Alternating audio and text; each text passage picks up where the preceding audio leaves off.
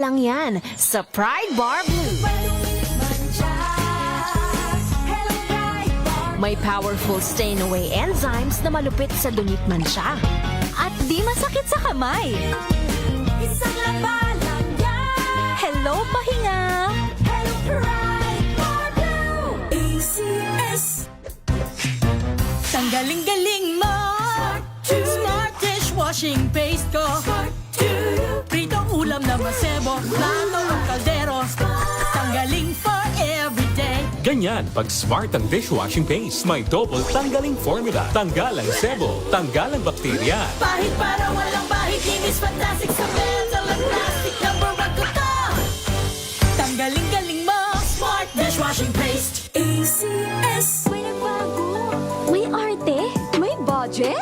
Akala nyo lang yon. So solid. White rose papaya. Wow, white rose. White rose papaya. Wow, white rose. White rose papaya. May glow up with a white rose papaya. White Rose Papaya. May puti power times 2 kasi may papaya at niacinamide. May shea butter and tea tree oil pa. Kutis sulit ang glow May up. glow up with a white rose papaya. White Rose Papaya. Kutis sulit ang glow up. ACS. Sa lahat ng bagay, simula pa lang, siguraduhing max protection na. Kasi pag kulang ang proteksyon, baka madaling masira. Sa ngipin, dapat may max protection din. Max sa alaga ng Unique Toothpaste. With Max Protect Formula, help stop cavities before they start, while keeping breath fresh. Try Unique Maximum Fluoride Protection. Para max alaga, max protektado. ACS. Halina't gumising sa isang masaganang Pinas, kung saan may bayanihan, kasama ang mga nagtataguyod sa ating agrikultura. Kasama ka rin dito, ikaw mismo. Dahil sa masaganang Pinas, lahat tayo may benepisyo. Tuwing Sabado, alas 10:30 ng umaga. Samahan niyo kami at ang Department of Agriculture sa isang oras na talakayan ng higit na mahahalagang usaping pang-agrikultura. Masaganang Pinas sa DZRH. Tara na, halika na, tayo na sa masaganang Pinas. Sa puso ng kalikasan, natatangi ang prutas ng mangosteen. Ito ay nagtataglay ng antioxidant compounds na alpha, beta at gamma mangosteen. Ang MX3 capsule ay isang food supplement na gawa sa natural na mangosteen. Ito ay tested and proven to help avoid knee joint pain discomfort para iwas-iwas sa sakit with long-term supplementation 2 capsules daily. MX3 capsule, tunay, natural at original. Mahalagang paalala, ang MX3 capsule ay hindi gamot at hindi dapat gamiting panggamot sa anumang uri ng sakit.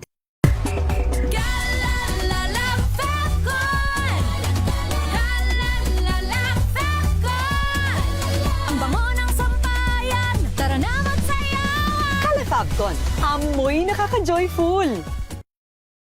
How you spend your morning can often tell you what kind of day you are going to have. Me, I always start my day with a fresh cup of my favorite MX3 coffee. Mahalagang paalala, ang MX3 capsule ay hindi gamot at hindi dapat gamiting panggamot sa anumang uri ng sakit.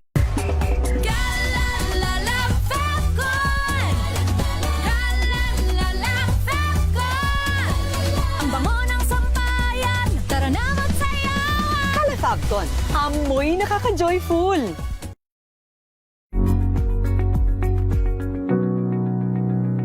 This portion is brought to you by ACS Manufacturing Corporation, ISO certified, maker of world-class quality Pride detergent. Kung Pinoy ka, paniguradong narinig mo na sa ibang tao na kapag daw nahulog ang pagkain at pinulot mo agad bago ang 5 segundo, ay ligtas pa rin daw itong kainin. Pero, gaano nga ba katotoo ang tinatawag nating 5-second rule? May mga nagsasabi na totoo ang 5-second rule, pero agad itong pinapasinungalingan ng ilang pag-aaral. Ayon sa pag-aaral ng Rutgers, ang paglipat ng bakterya sa isang pagkain na nahulog ay may bilis lamang na less than a second hanggang 1 segundo. Ganito rin ang lumalabas sa isang research ng isang estudyante sa University of Illinois, kung saan maraming germs agad ang lumipat sa pagkain matapos nitong mahulog sa sahig.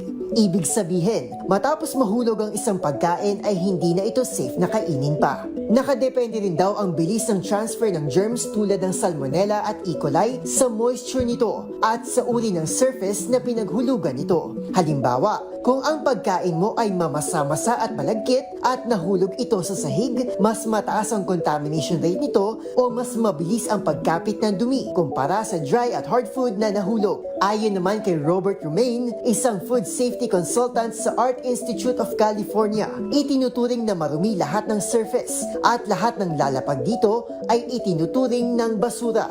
Upang masiguro naman ang ating kaligtasan at maiwasan ang pagkakasakit, mas mainam daw na wag nang kainin at itapon na lamang ang mga nahulog na pagkain, lalo na sa mga prone sa sakit tulad na lang ng mga bata, buntis, matanda at yung may mahinang immune system. Pero kung wala ng choice, ay pwede rin naman daw hugasan muna ng maigi ang pagkain. Safety first nga, ika nga nila.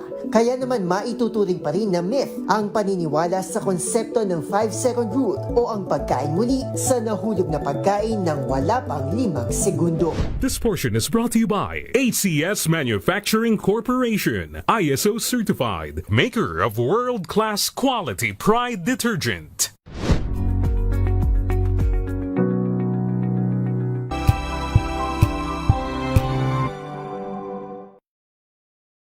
Balang Anthony Taberna at Jerry Baha ang gigising sa inyong umaga dahil lalatay ang humahagupit na diskusyon at komentaryo Lunes hanggang Biyernes sa 2x2.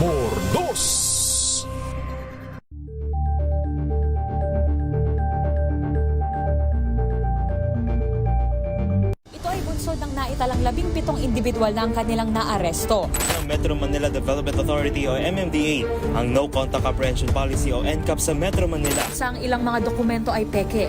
Hindi rin legal ang employment na ipinangako sa kanila. Sa mata ng batas, mananagot ang sangkot at may sala. Dahil sa bawat paglabag, may karampatang parusa. Alamin ang mga pananagutan sa likod ng mga bawal. Dito sa Hoy! Bawal yan, tuwing Sabado, alas 11:30 ng umaga. Dito lang sa DZRH TV.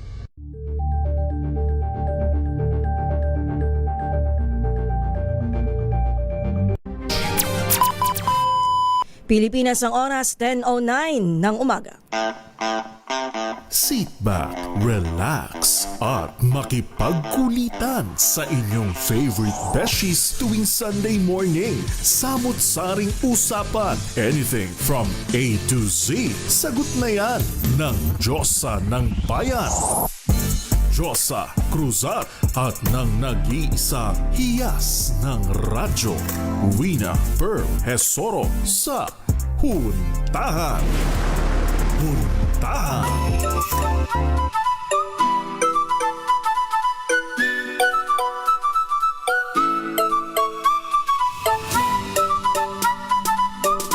Happy Sunday morning, Luzon, Visayas at Mindanao. Magandang umaga, Pilipinas. Ngayon po ay June 7, 2026. Ang unang linggo sa buwan ng June. Samahan niyo po kami sa isang oras na kwentuhan dito sa inyong favorite Sunday morning habit. Ito po ang Huntahan. Siyempre, kasama po ang inyong favorite besties. Ako po si Josa Cruzat. At dito naman po si Wina Pearl Hesoro. Para sa DZRH, una sa Pilipinas. Una sa Pilipino.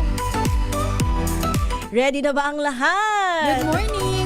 Magandang umaga po sa lahat. Ready na po ba kayo ang ating mga nanay at tatay dyan? At lalo na sa mga estudyante. Gusto yung una mong binata yung mga magulang kasi alas 4 sila gigising. Yes, at syempre dapat ready rin ang kanilang mga bulsa kasi nga magbibigay na ulit ng allowance, baon sa kanilang mga anak, di ba? Ayan, ang aming binabanggit ng aking beshies ay ang pagbabalik eskwela tomorrow.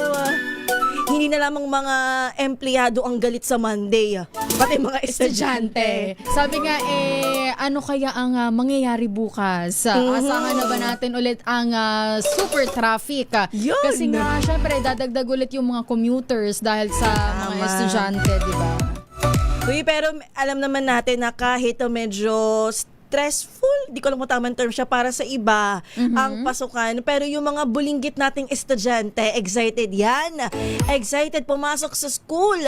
Excited ulit makita ang kanilang best friends. And of course, meron naman madami sa ating mga bulinggit na estudyante excited matuto. Yes. Syempre, Beshi, hindi ko alam kung naranasan mo din ba to. Yung mga yung nasa kinder or daycare ng mga bata umiiyak. na umiiyak. Excuse me, di ako umiyak. Hindi ako yun. Pero kasi tanda ko, hinahatid ko yung pamangkin ko. So may mga ganyan na instance na may mga bata talagang umiiyak. Totoo yan. Pero parang sa linya naman namin, parang wala pa namang umiiyak. Pero syempre, normal naman ata yun. Kasi syempre mawawalay sila sa kanilang nanay, na sanay silang kasama nila maghapon sa bahay. Oo, baka kasi hindi siguro na-explain. Kaya magandang ma-explain po sa ating mga bulinggit na mag-preschool, daycare, na dito po sa school ay sila ay parang 2 oras lang naman ata pag daycare. Mga ganyan. Basta oras lang naman siya. Basta half day lang yun. Pwede natin ma-explain sa kanila na dito sa school, dito ka muna mga ilang oras kasi ikaw ay kailangan mong matuto para sa kinabukasan. Bata pa lang! At alam mo, Beshi, meron din yung yung mga nanay na parang a week before pumasok ang kanilang mga anak. Parang may parang rehearsal ba, Beshi? Ay, gano'n. Tinitrain na nila yung mga anak nila na, gantong oras gigising ka. Tapos ina-explain nila na kaya ka ginigising ng ganitong oras kasi nga papasok ka na sa school. Yes. Ay nako, at dahil dyan, ang pag-uusapan natin for today ay back to school na mga usapin. Ano pa nga ba? At bago tayo, Beshi, sa back to school na usapin ngayong umaga, batiin muna natin ang happy birthday. Yan! Happy birthday po sa aming, isa sa aming mga boss, si Boss RS. Lakay Ray Simbayan, happy birthday. Maraming salamat sa padala mong almusal. Yan! Parang ayaw na kami magprograma, kakain lang kami. Oo, kakain na nga sana kami. Kaya lang nasakto naman pagdating ng pagkain na, trabaho muna daw. Yes, happy birthday. At alam naman namin na wish mo sa sarili mo ay good health. Yan. Ingat, Sir RS. At syempre, katulad ng nabanggit namin kanina, pag-uusapan natin ang mga back to school na mga usapin. Baka meron kayo dyang mga gustong pag-usapan, like yung mga memories nyo nung kayo'y bata pa. Yan. Back to school season na. And of course, pahapyawan natin yung mga paghahanda ngayong back to school season na dapat ay alam na ng mga magulang natin itong mga nakaraang linggo pa. Pero para sa iba na hindi pa rin makapaniwalang back to school season na, makinig po kayo hanggang 11:00 ng umaga. Tatalakayin namin yan ni Beshi Wina. And of course, kung meron kayong mga comment, live tayo via YouTube, DZRH News Television. Comment down lang. Baka meron kayong mga gustong sabihin, mga hinanakit sa buhay, pasukan na naman. Pero live din tayo sa Facebook. At syempre, Beshi, pwede rin silang mag-text sa ating text line na 0919-2826-485. Ulitin ko lang po ang aming text line na 0919-2826-485. Pwede po kayong mag-text dyan. Magkano po ba ang bili nyo sa mga gamit ng inyong mga cheating notebooks? Magkano ba kung ikukumpara ba natin noon? Magkano na ang itinaas ng presyo ng mga school supplies? Ay nako, sa may amin parang matagal ng, kasi mga pamangkin ko lang naman ang nag-aaral, wala na sa amin. Pero grabe talaga yung parang hindi ko mawari memories ng back to school. Oo. Diba? Last week nga, Beshi, bumili ako ng gamit ng mga pamangkin ko. Oo, tapos nabigla ako sa presyo. Alin yan? Ano nakatoka sa'yo?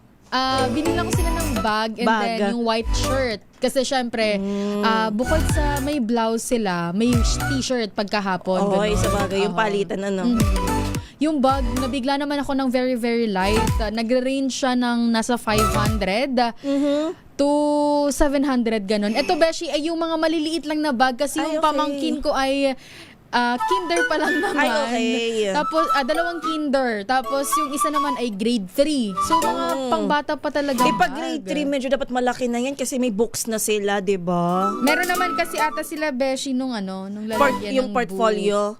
Oo, parang nalagyan parang ng ganyan. Ay, nako, yan ay online shop pa yan, ha? May mga discounts pa yan. Pero I'm sure naman na bago nitong magpasukan ay may mga bagsak presyo na mga promo sa mga mall, tsaka sa Divisoria. Ito, late na pinuntahan ni DTI Secretary Roque dyan sa may Divisoria. Abay, balita naman niya ay may mga nagtaas na konti, pero yung iba naman ay parang tamang presyuhan pa rin naman. Pero nga binabanggit besh ng DTI, pasok pa rin naman sa retail price ang mga presyo ng ating school supplies ngayon. Pero grabe talaga ang bigat nan sa bulsa kapag hindi lamang isang estudyante ang nasa inyong pamilya, di ba? Lalo na pagka may college ka pa, Beshi. Parang lahat meron ka, elementary, high school, college. Ayun, mapapaisip na lang sila. Pero kapag college ka naman, ang dagok dyan ay yung tuition fee. Pero pag sinabi natin school supplies, parang maunti naman na para sa kanila. Parang isang notebook naman na lang kasi kailangan. Uy, pero grabe naman ang tuition. Yes. Kaya saludo po sa mga college students na scholar ng bayan. Yan. Malaking tulong para sa inyong mga pamilya. Biruin mo, ang gagastusin nila. Ano ba kapag sinabing scholar? 100% tuition fee ba yan? Siguro depende. Pagka-scholar? Oo. Depende yan, Beshi, sa ano talaga. Kung ang nakapaloob doon parang sa memo something na 100% scholar ka doon. Tapos may maintaining grade ka. Oo. Pero kasi, Beshi, minsan naman sa college, ang mga, di ba, alam mo naman ata, pinagdaanan mo din to na binabayaran natin yung sa thesis fee. Ayan yan, madami din. Malaming sundot-sundot dito't doon ng mga bayarin. Diba? Kaya naman, kapag mga simula ng pasukan talaga ay madaming mga magulang ang todo kayod. Kaya saludo din tayo hindi lang sa mga scholar ng bayan, pero kundi doon sa mga working student. Diba? Na pinagsasabay ang pagtatrabaho at pag-aaral para pangtustos at makatapos para makatulong. Back to school season na usapin pag-uusapan natin, pero bago yan, Beshi, puntahan muna natin ang mga pinakahuling balita na ating tinutukan. Of course, dito pa rin sa DZRH.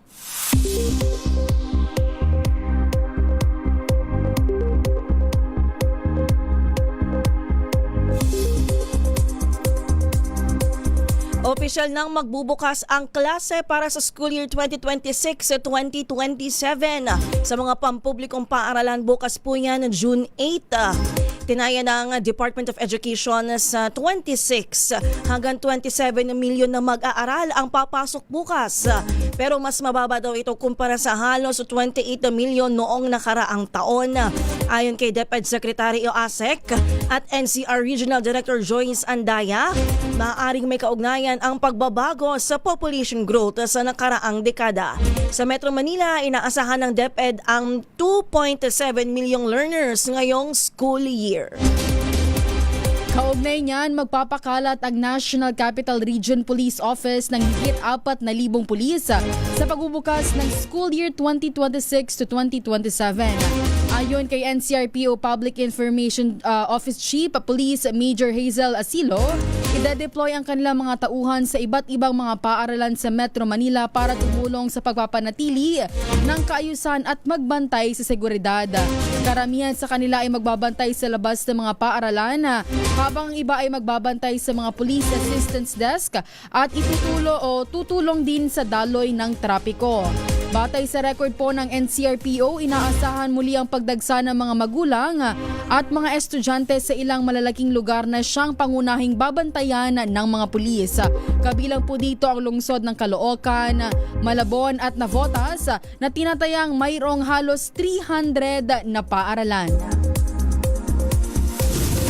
Ito yung pinag-uusapan namin kanina, nananatiling pasok sa suggested retail price ang halaga ng mga school supplies bago ang pasukan. Ayon kay Trade Secretary Cristina Roque, sapat ang supply at aswak sa price guide na inilabas ng kagawaran ang kanilang nakita sa mga isinagawang inspeksyon. Inulat naman ni Roque na may 22 items. Ang bahagya lamang nagtaas ng presyo, pero ilan naman ang nagmura pa ng piso hanggang 27 pesos. Karamihan sa mga nagbaba ng presyo ay ang mga notebook, pad paper, panulat at eraser. Maganda dahil ito yung mga pinakang kailangan ng mga estudyante. Sa ngayon, naglalaro sa 13 hanggang 52 pesos ang writing at composition notebooks. 14 to 49 pesos ang spiral notebook at 14 to 47 pesos naman ang yarn notebook. Nasa 13 hanggang 37 pesos naman ang grade pad paper. Habang 22 pesos hanggang 69.75 pesos ang intermediate pad paper. Sa panulat, 12 hanggang 18 pesos ang lapis, habang 3 pesos hanggang 21 pesos ang ballpen. Naglalaro naman sa 12 pesos hanggang 114 pesos ang kada 8 hanggang 24 pieces ng crayons, habang 8 pesos hanggang 20 pesos ang kada piraso ng pambura. Mabibili naman sa 16 pesos hanggang 69 pesos ang pantasa, habang 8 pesos hanggang 32 pesos naman ang ruler, depende po sa klase. Sa iba po nating balita, halong bad news at good news po para sa mga motorista dahil asahan na ang malakihang dagdag at rollback sa mga produktong petrolyo ngayong linggo. Ayon po sa oil industry sources, 3 pesos hanggang 4 pesos ang posibleng dagdag sa kada litro ng diesel.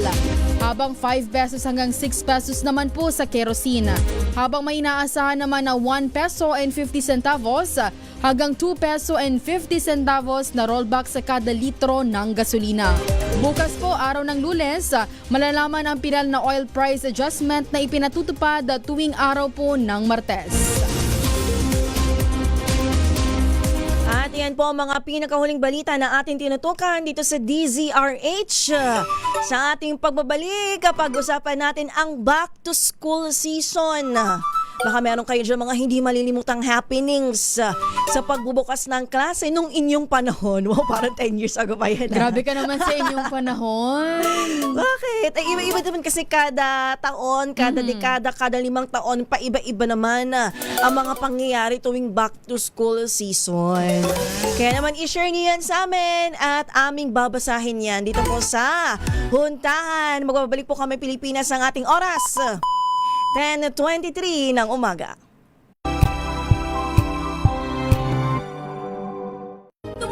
Hello, Washi! Laundry day na naman! Yay! Anong meron? Mancha ng chocolate, putik, may libag pa! Kaya natin yan! With Pride Washing Machine Detergent, may triple stain-away formula. Tanggal ang makapit, madikit, at malupit na dumikmancha. Kaya easy-easy ang labada. Mula noon hanggang ngayon! All you need is pride. All you need is pride. ACS. May nagbago. May arte. May budget. Akala nyo lang yon. So solid. White rose papaya, wow, white rose.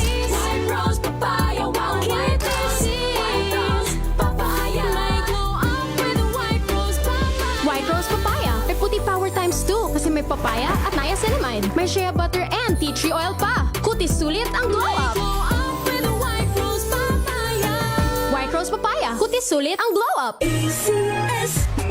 Galalala Fecon. Galalala Fecon. Ang bango ng sampayan. Tara na magsayawan. Calefabcon, amoy nakaka-joyful. Araw-araw, iba't ibang mga bagay na dapat pagtagumpayan. Ang subok kong partner ay MX3 Capsule. Research-based na tested and proven. Helps avoid pain discomfort. Iwas-iwas sa sakit. Kailangan lang na long-term ang pag-inom 2 capsules araw-araw. Kasabay ng proper diet and exercise. I am able to make it with the right partner. MX3, dito ako bilib! Mahalagang paalala, ang MX3 capsule ay hindi gamot at hindi dapat gamitin panggamot sa anumang uri ng sakit. Galalala Fecon. Galalala Fecon. Ang bango ng sampayan. Tara na magsayawan. Calefabcon, amoy nakaka-joyful.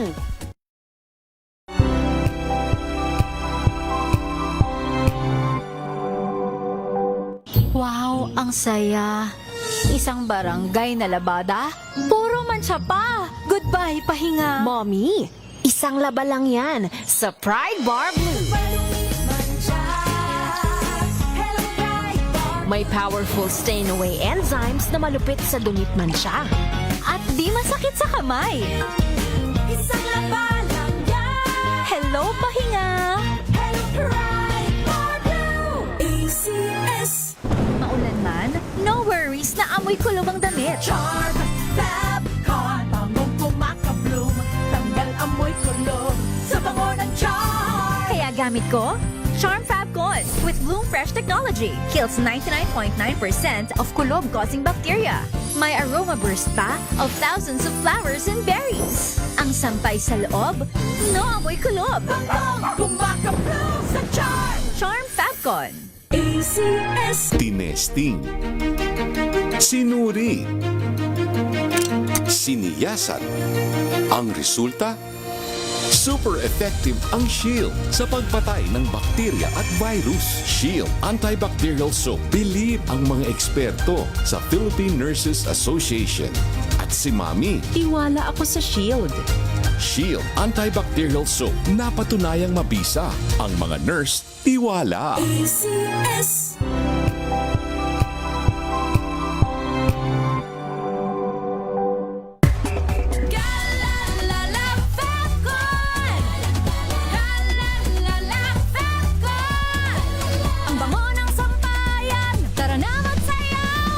Fabcon.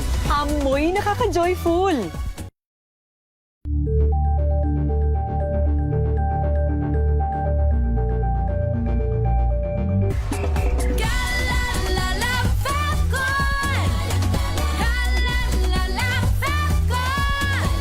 Ang bango ng sampayan. Tara na magsayawan. Kala Fabcon. Amoy nakaka-joyful.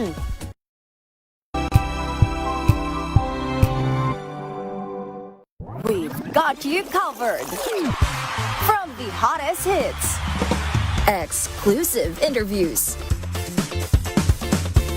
kilig to the bones fan meet experience, and hataw performances of your favorite stars. Saturdays, 12 noon, dito lang sa DZRH TV.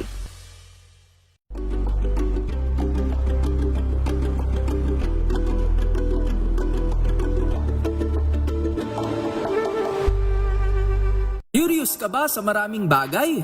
Kami na ang bahala dyan.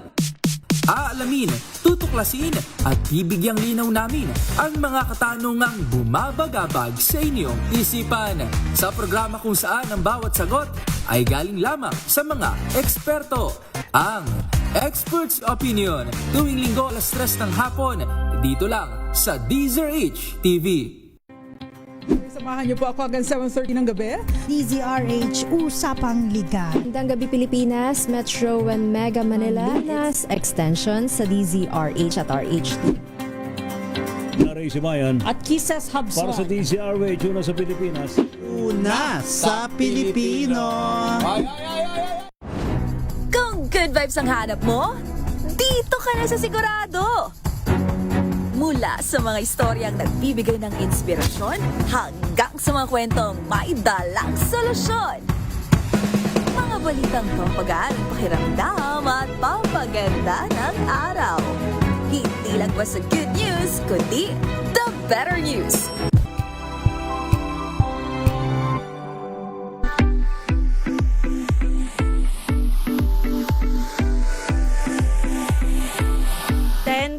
Na po ng umaga. Pakabilis ng ating oras pero basahin ko muna tong comment beshi ni Ma'am Teresita. Sabi niya, ang layo ng difference ng presyo ngayon sa presyo noong nag-aaral pa daw siya. 1957 daw siya grade 1. Wow, kasi kanina 'di ba binasa natin yung mga price range na medyo may kamurahan pa at mga 13 pero sabi niya napakalayo daw talaga ng difference. Ay, kung iisipin mo naman, iba naman talaga ang halaga ng pera noong mga ilang dekadang nakalilipas. At sabi niya pa nga, Beshi, noong bata, nabasa mo na ba to? Hindi pa on air, pero...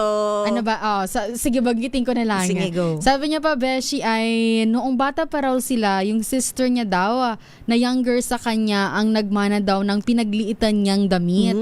Wala daw silang uniform noon sa public elementary school. Totoo naman yun. Kasi yung ibang public school, kapag Friday, pwede na silang ang tawag nila noon, freestyle. Parang civilian. Ang tawag sa amin nun, Beshi, ay civilian na damit. Sa amin, freestyle. Freestyle? Magit pa nga namin mga bata, freestyle. Oy, freestyle na. Oy, pero tama to sinasabi ni Ma'am Teresita, kung madami kayong magkakapatid, saluhan ng damit, di ba? Doon nakakatipid ang mga magulangin. Sabi naman, Beshi, dito ni Sir Aaron Hervilla, ako naman speaking of unang araw ng pasukan sa school, naalala ko way back in my elementary days, it's a carefree days with bright smiles where every day felt like an adventure. Ganun daw ang kanyang pakiramdam noong nag-aaral pa siya sa elementary. Ayan, mamaya, babatiin natin kasi sa dulo may pinapabati siya. Mamaya Okay, po. batiin natin yan later on. Pero kita mo naman sa mga comment ng ating mga viewers at listeners na parang iba talaga yung back to school noon sa ngayon. Pero kahit magkaiba man ang mga pangyayari noon sa buhay. Isa lang naman ang main goal natin dyan, Beshi. Ang makapaganda at matuto ang mga bata. Ang matuto ang mga bata. Yan. 26 hanggang 27 milyong mag-aaral. Good luck. Ay, dodoblihin mo yan kasi may mother at father, di ba? Pag yung iba, mother, father tutulong sa anak. So, mayroong almost 15 na mga magulang. 50 million ang gigising.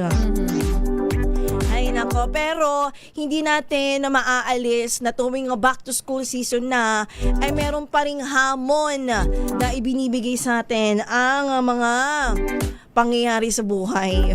Isa nga po sa pangunahing hamon tuwing back to school season ay ang budget.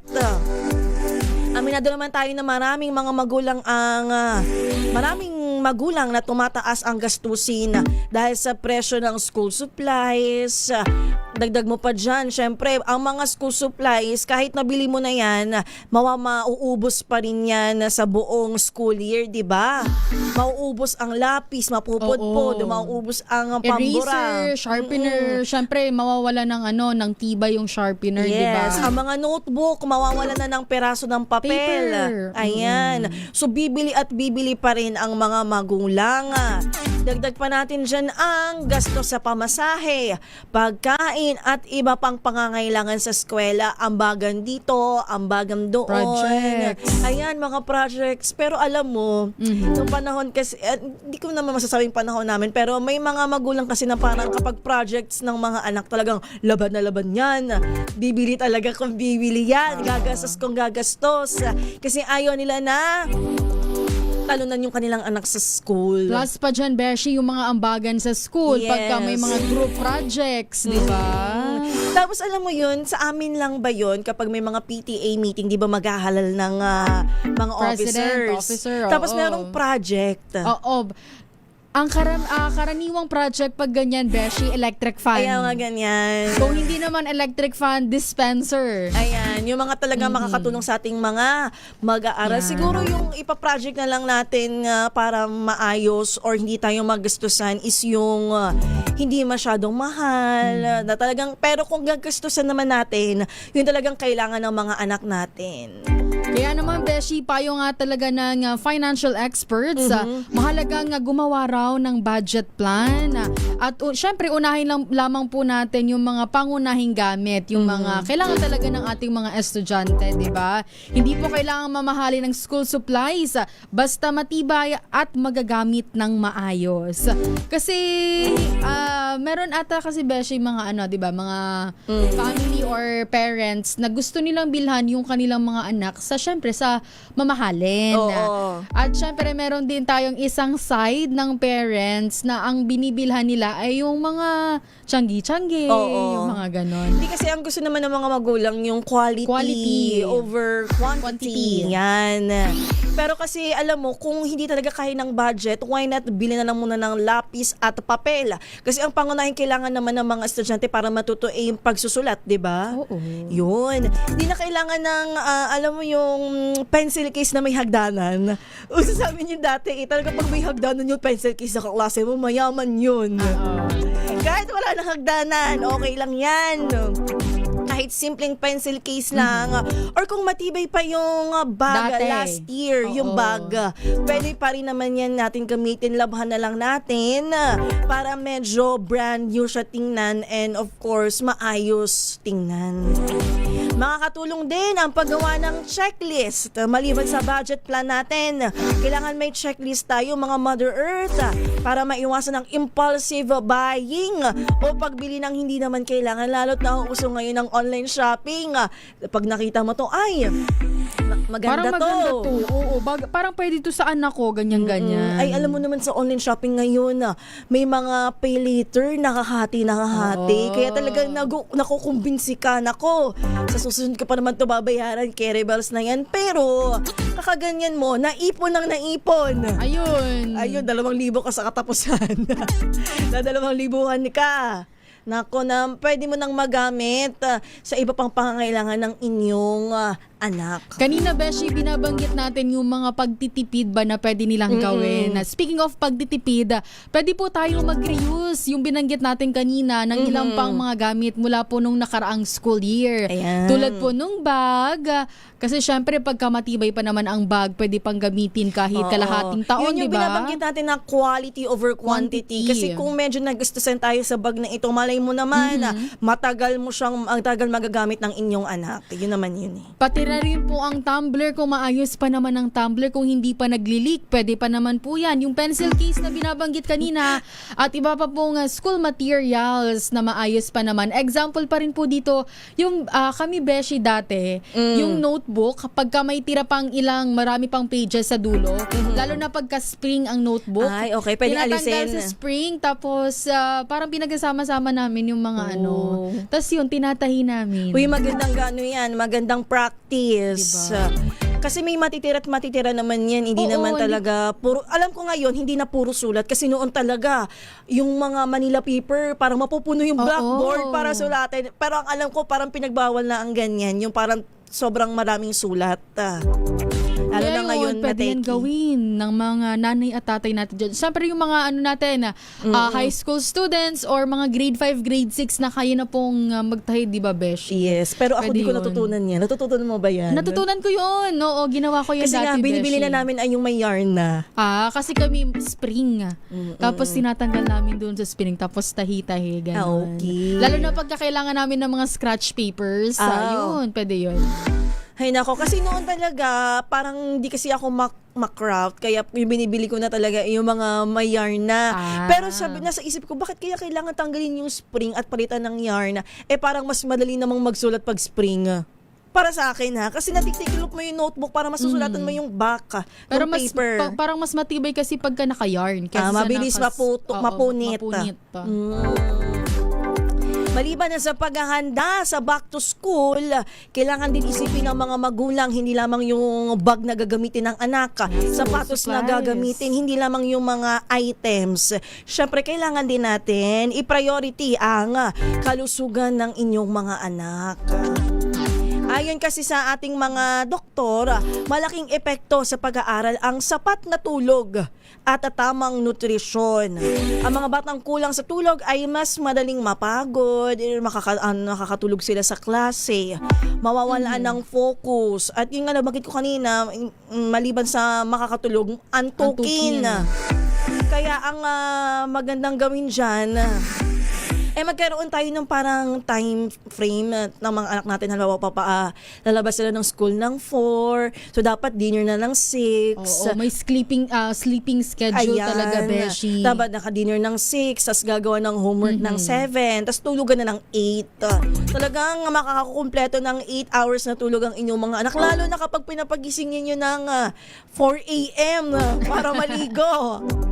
Ay nako, ba't kasi ang agap ng pasok ng mga estudyante? Yun talaga yung matagal ko nang kini-question. Hindi siya maagap, tama lang siya. 7 a.m. Sadyang nasanay ka lang sa pasok sa trabaho na late. Hindi, diba? para sa akin talaga, bakit kung ang work ng mga estudyante, ng mga empleyado ay alas 8, ba't hindi din alas 8 ang klase, di ba? Hindi, mas okay na mas maaga. Para masanay sila. Oo, tsaka maaga rin makakauwi sa bahay, tsaka maiwasan na rin, albawa, kung alas 8, alas 9, tirik na yung araw. Sabagay, yun naman kasi talaga iniiwasan natin. natin yung todong init ng araw. At bukod nga dyan, Beshi, sa binabanggit nating sleeping schedule, syempre importante din pong pakainin natin ang mga anak natin ng masustansyang pagkain. Tulad po ng gulay, prutas, itlog po at isda upang magkaroon ng sapat na energy at resistensya laban po sa sakit.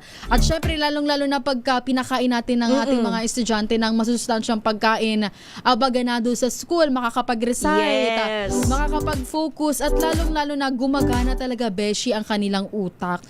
Alam mo dito, para ma-maintain natin na kumakain ng masustansyang pagkain ng mga anak natin, pabaunan natin ano yung pack lunch. Kasi yung iba dumidepende sa school canteen. Di ba? Pero alam ko naman, ang mga school canteen, as much as possible, ginagawa nilang healthy yung mga binibenta nila. Pero hindi naman natin alam sa mga anak natin kung talagang yun ang kanilang bibilhin. Malay mo, merong dessert doon. Ay, nag-dessert ng lunch. At meron din mga magulang, Beshi, na ma-effort na talagang, lalo na pagka picky eater ang kanilang anak. Oo, kasi sila naman, kilala naman nila yung kanilang mga anak, di ba? Talagang hinuhulma pa nila, nagka-craft pa yung yung tawag nito, yung mga nuggets? Kanin. Hindi yung kanin. Parang hinuhulmang si Olaf. Magaganda. Yung mga naka-star. Tapos yung mga ulam niya, yung mga maliliit na stars, di ba? Pati yung Beshi, pati ang prutas na baon niya, di ba? Ayan, naka-shape. Kasi alam nila na ang anak nila mag-i-enjoy kapag yung mga pagkain ay parang may halong art. Yan, mga arts. Makapaglaki ang mga anak nila ay artistic. Artistic? At dahil ang pasukan dito sa Pilipinas ay panahon ng tag-ulan, paalala rin sa mga estudyante ang pagdadala ng payong. Yan, raincoat at syempre ekstrang damit upang makaiwas sa trangkaso at iba pang karamdaman. Kung mababasa yung kanilang school uniform, maayos na maganda na may dala silang extra damit. And of course, kung bahain ang inyong lugar, tsinelas. O bota. Ayan, bota pala para hindi talaga makapasok ang maduming tubig. Sa ating pagbabalik, Beshi, tayo po muna maghanap buhay dahil kumakaway-kaway na. Sino? Marami pa tayong pag-uusapang back to school na mga usapin. And of course, papasadahan natin yung inyong mga pagbati dito sa ating comment section sa YouTube, DZRH News Television at sa Facebook. Huwag niyo po kaming iwan. Pilipinas ang ating oras. 10:43 ng umaga.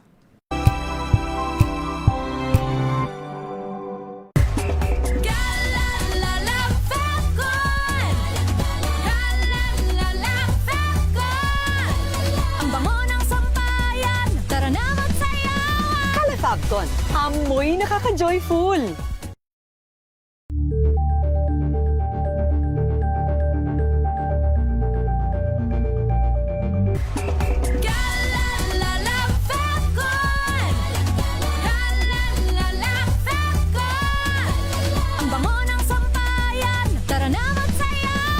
Fabcon, amoy nakaka-joyful.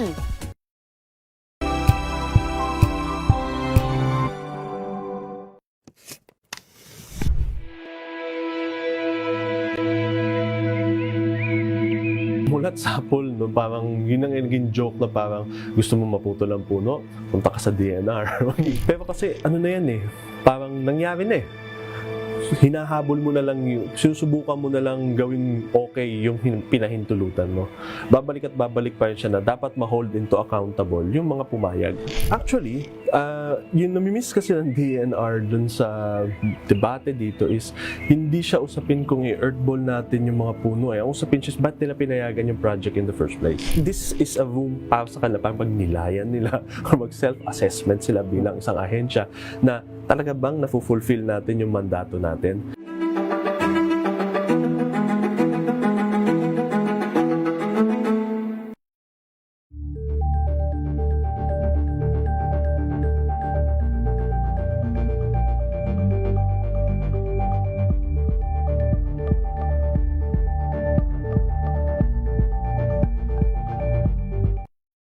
Mga balitang gigising sa inyong umaga. Mga balitang kailangan mong malaman. Mapapakinggan sa ACS Balita sa 2x2. Kasama sina Anthony Taberna at Jerry Baha. Lunes hanggang Biyernes.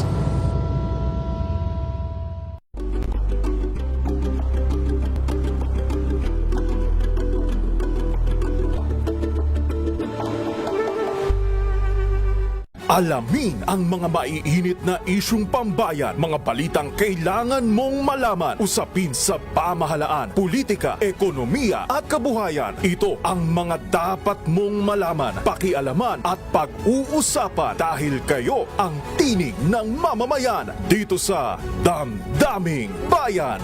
Live sa DZRH Radio, DZRH TV at DZRH Digital. Kasama sina Lakay, Deo Macalma at Elaine Apit. Araw-araw, Lunes hanggang Biyernes. Damdaming Bayan.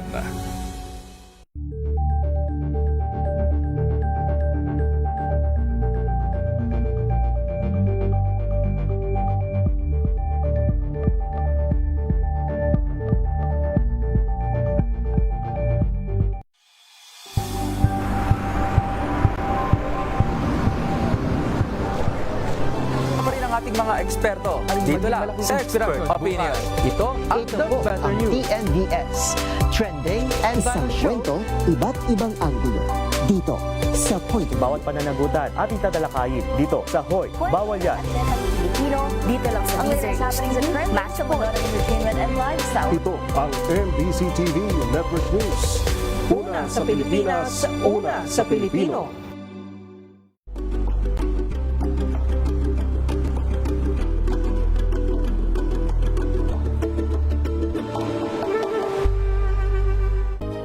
Na ang gandingan para sa kalikasan. Ang itinanghal bilang Best AM Radio Program Host ay si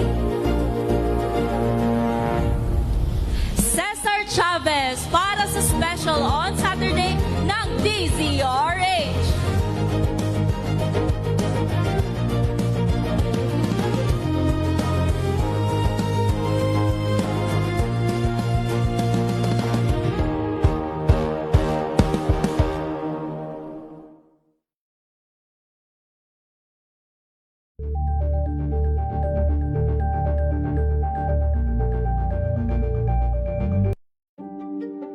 Buklatin ang mga pahina.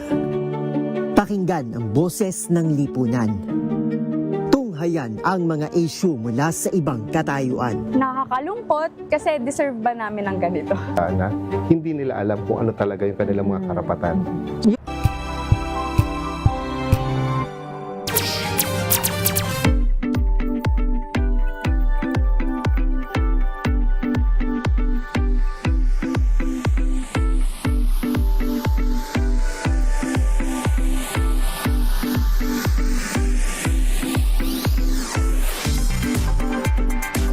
Puntahan pa rin tayo about back to school. At hindi nga lamang physical na paghahanda ang kailangan natin ngayong back to school para sa ating mga estudyante. Mahalaga rin ang mental at emotional preparation ng mga estudyante. May ilang estudyante kasi na parang nakakaramdam ng kaba. Yun yung parang nabanggit namin kanina ni Beshi na talagang pag first day nila ay naku, umiiyak sila, humahagulhol, pressure. Yung iba nape-pressure, lalo na yung mga estudyante natin na parang graduating na, yung mga last school year na nila, na kailangan nilang magka-honor, na pressure nila sa sarili nila. O yung iba naman ay na-anxious, lalo na kung transfer student, tala din sila sa bagong school, mga bagong kaklase, o first time nilang papasok muli sa face-to-face classes. Hindi natin maiiwasan na parang meron silang mga nararamdaman. Kaya yun dapat yung mahalagang pagtuunan din ng pansin ng mga magulang. Ano ba ang pwedeng gawin? Bago pumasok o pwede siguro ang kausapin ng inyong mga parentals, di ba? Oo.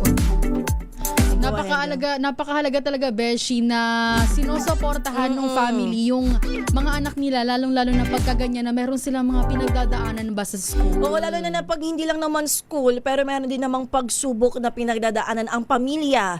Say for example, merong namatay sa family ninyo, or meron kayong parang financial struggle. Hindi natin alam, malaki din pala ang dagoknan sa ating mga anak sa kanilang pagpasok sa school. So pwede kayong magpulong, mag-usap-usap, di ba? At syempre bukod dyan, Beshi, sa mga binabanggit pa natin kanina, kanina, kailangan din natin itong kaligtasan sa pagpasok, 'di ba? Ngayong balik eskwela na, syempre binabanggit din natin kanina na asahan na ulit natin yung traffic, 'di ba? Traffic, kahit nga bakasyon ng mga estudyante, traffic pa rin eh. What more pa kung balik eskwela na sila, madadagdagan. Yan, mas magiging mabigat po ang traffic natin sa trapiko sa mga pangunahin nating kalsada. Kaya naman, payo po natin sa mga estudyante, umalis ng mas maaga para hindi mahuli sa klase at maiwasan ang pagmamadali, 'di ba? Dapat kailangan natin na mag-allot ng extra time, lalo na kung ang pasok mo ay alas 7 or alas 8 ng umaga. Dapat mga alas 7 pa lang or alas 6 ng umaga, paalis ka na ng inyong bahay. Lalo na kung yung school pala ng mga junakis ninyo ay Medyo malayo. Diba? Pero syempre, maliban o bukod sa inyong paglalaan ng oras para hindi matraffic, mahalagang turuan din ng mga bata kung papaano nga ba maging ligtas sa kalsada. Turuan ng road safety, paggamit ng pedestrian lane, pagiging alerto sa paligid, pagtawid kapag green ang ilaw, at pag-iwas sa pakikipag-usap sa mga hindi kakilala. At para naman po sa ating mga estudyante na nagko-commute, siguraduhin pong dala parati natin ang inyong school ID, emergency contact number at sapat na pamasahe. Yan, napakahalaga niyan. Gusto ko kasi, alam mo, nung ako'y estudyante pa, gusto ko lagi sakto yung binabayad mo. Oo, kasi nakakalimutan ng driver. May suklian ka. Hindi naman lahat, ha? Hindi naman lahat. Pero kasi, minsan, may mga driver na base gano'n. experience ko, ha, kasi alam nila estudyante. Pero kasi ako, kung buo ang pera ko, talagang malakas ang loob ko noon. Sukli po sa 20. Doon lang po ang baba. Talagang kailangan natin, lalo na tayong mga bata, piso mahalaga kasi pambibili natin yan ng tsokolate sa tindahan, di ba, pag uwi. Kailangan natin makaipon para may barya ulit tayo kinabukasan pagpasok sa school. Saka syempre, bata pa lang, sabihan natin mga Mother Earth, mga Father Earth, ang ating mga anak na mag-ipon hanggat bata. Baka pwede natin bilhan sila nung parang piggy bank. Di ba uso yun dati? Dapat ngayon, bata pa lamang sila, bigyan natin sila ng ganon para masanay sila na mag-ipon. Ngayong back to school season, sama-sama nating ihanda hindi lamang ang mga gamit, kundi pati ang isip, katawan at puso ng ating mga estudyante, ng ating mga anak. Kaya naman, alam ko ngayon pa lamang linggo, talagang nakaprepare na, nakalagay na sa loob ng kanilang bag yung mga notebook. Ayan. Susuotin na lang ang uniform planchado na. Baka naman ng mga Mother Earth, ipapamamaya pa yung pagpaplansya. Makatulugan nyo na. Madaling-madali naman na kayo bukas. Yan po ang ating iwasan.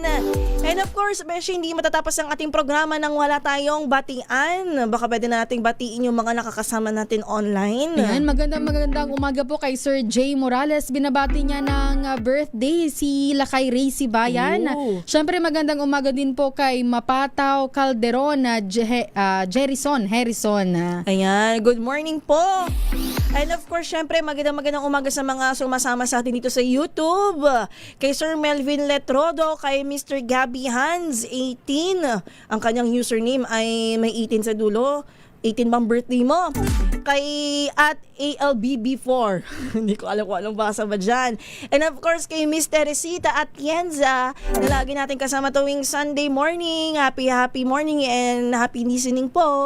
Happy birthday na daw, beshi, kay Jesus or Jesus Mapataw.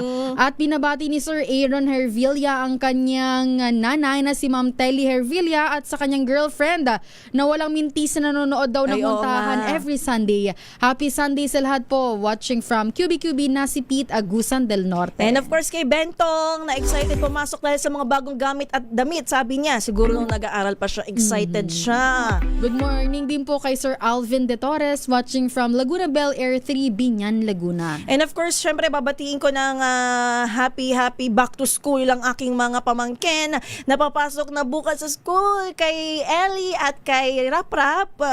Pagbutihin ang inyong pag-aaral. And of course, sa aking pamangkin na hindi hindi pa nagsuschool. Kay Arnie, happy Sunday morning. And of course, lagi nakikinig ang aking Mother Earth, Vicky Cruzat dyan sa Lucena City, at ang aking father na nasa Makati na. Hello din sa aking mga sisterets, kay Ate Joy, kay Babis, at kay Ate Apple na nasa Croatia. And belated happy birthday kay Gwen. Happy birthday din kay Gavin and Ate Avi. Good health and more blessings to come. Syempre, Besh, hindi ko makakalimutan batiin ang aking nanay at tatay dyan sa Sorsogon, kay Mama Gina and Papa Edwin. Advance happy birthday, Papa! At syempre sa aking mga pamangkin din na magbaback to school na bukas. Nako, Si Uno, si Isa. Isa-isahin mo na. Pagbutihin ang pag-aaral, ha? Alam nyo na yan. Kundi babawiin ni Tita ang bag. Yan, ingat-ingat po kayo. Ingat po lahat ng tao. Di mo binanggit. Si Uno, si Isa, si Tu, yan. Ingat sa school at syempre sa kanilang mga nanay at tatay. Aba. Magbao ng mahabang pasensya kung iiyakin yung mga anak. Meron ba mga first time na magpapasok sa school? Si Laren kasi, nag-school siya dati last year, pero kasi pa lang siya 3 or 4 years old. Okay. So lang, eme lang sa school. Tapos hindi niya naman tinapos yung school year. So parang ngayon yung parang final na pasok niya na talaga. Yung parang official na first day of school niya kasi is si tomorrow. Isa naman hindi pumasok na siya last year. Okay. Tinapos niya naman. So sila rin ang hamon namin dito. Hoy, grabe. Good luck kay Kuya Ellie na magre-grade 1 na bukas. Yan na po ang kabuuan ng ating huntahan ngayong June 7, 2026. Happy birthday, RS! Inyo na kasama ang favorite beshes ninyo. Ako po si Josa Cruzato. At ito naman po si Wino Pearl Hesoro. Para sa DZRH, una sa Pilipinas. Una sa Pilipino. 3 minuto bago mag-alas 11 ng umaga.